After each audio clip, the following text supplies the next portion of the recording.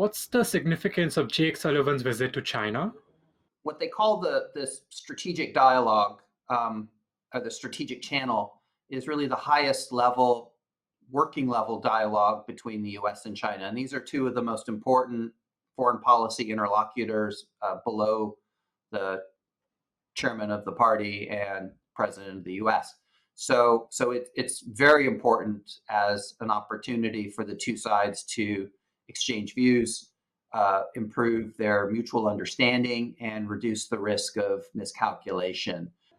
How prominent has the issue of Taiwan been in Sullivan's meeting with Chinese officials? Taiwan is the number one issue for the Chinese side in almost every dialogue that they have, certainly at the political, military, diplomatic level.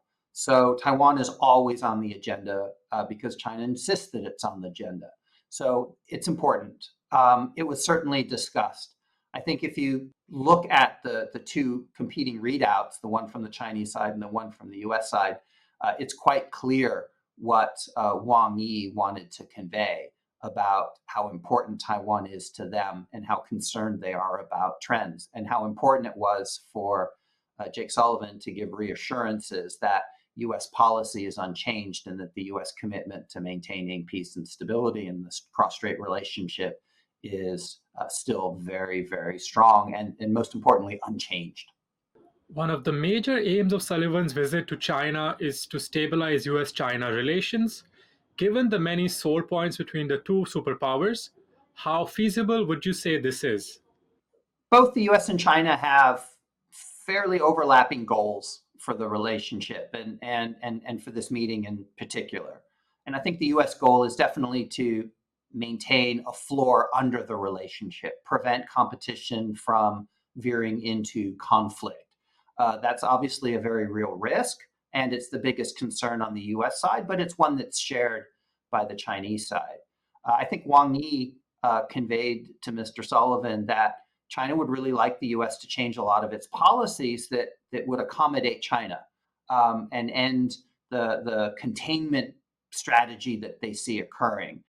How might the upcoming US elections factor into this and other US China diplomatic efforts? I think the next administration, regardless of who that is, will want to maintain those channels of communication at the highest level where they can provide very authoritative perspectives, where they can provide reassurances, as well as seek areas of competition that can be managed and should be managed, as well as the areas of cooperation where both sides have very clear overlapping interests.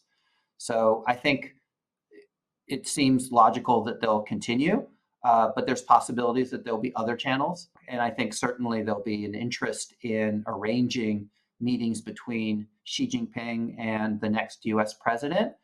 And the best way to organize and prepare for those bilateral talks between the president and the general secretary is through their national security advisors.